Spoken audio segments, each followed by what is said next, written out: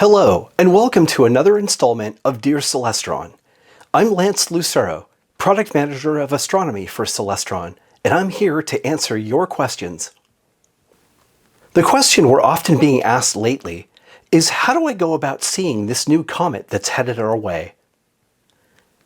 They are, of course, referring to Comet C 2022 E3 ZTF, which is making its return to the solar system for the first time in 50,000 years. If this comet continues to brighten as expected, it could become the first comet to reach naked eye brightness since Comet Neowise in 2020. While this comet will not likely be as spectacular as Comet Neowise, it is certainly worth checking out. So how do I see this comet? The comet hits perihelion, or its closest approach to the Sun, on January 12th.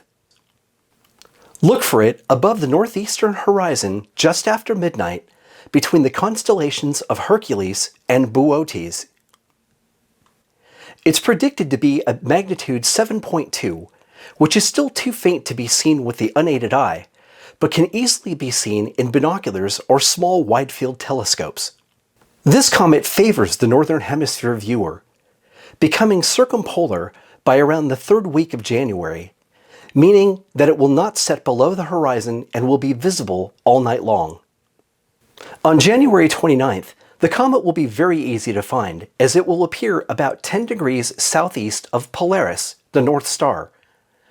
To give you an idea of what 10 degrees of sky is, simply hold your fist out at arm's length. That will block approximately 10 degrees worth of sky. By then, the comet is expected to achieve its brightest at approximately magnitude 5.5, which puts it just within the limits of naked eye visibility under ideal conditions. How easy it will be to see is dependent on a great many things. For example, where you're observing from and how transparent the atmosphere is. City lights, even the light from a waxing gibbous moon, can prevent your eye from fully dilating, thereby limiting the amount of light that can enter it and limiting how faint of an object you can see. If you can get yourself away from city lights and head to a dark sky site, you're going to stand a much better chance of seeing it. On February 2nd, the comet reaches perigee, which is its closest approach to Earth. While it's getting farther from the Sun, it is still expected to have a visual magnitude of around 5.5. But the bright moon could still make it harder to see. On February 10th and 11th, the comet will pass within 1.5 degrees of Mars during the early evening and just under a degree away before Mars sets below the horizon. On February 13th and 14th, the comet will pass the Hyades star cluster, which is the V-shaped group of stars that form the head of the constellation Taurus the Bull. Both of these dates will offer some fun opportunities for photography, so grab your camera and grab your tripod and get out there. The comet will continue to get fainter as it goes until we finally lose sight of it in the evening twilight at the end of April. Here are some basic pointers on how to see this comet. To get the latest up-to-the-minute information on the comet, check astronomy or scientific-related websites, or you can consult astronomy software, sky reports, or astronomy apps like Celestron's Sky Portal. When viewing a faint comet, you're going to want to use optical aid. Even though a comet may be bright enough to be seen with the naked eye, if you really want to catch the beauty of the details that you'll find in the dust and ion tails, even a simple pair of binoculars will do.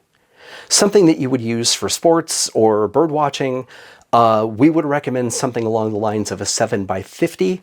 The 50 millimeters has a large aperture which collects a lot of light, and the 7 power magnification gives you a large exopupil so that if you're in dark skies, you will get the maximum amount of light and detail into your eyeball.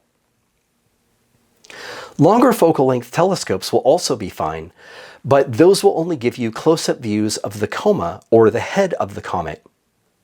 If you really want to see the comet and the tail as a single unit, then I would strongly urge you to use a short focal length wide field telescope, or even a spotting scope would work just as well.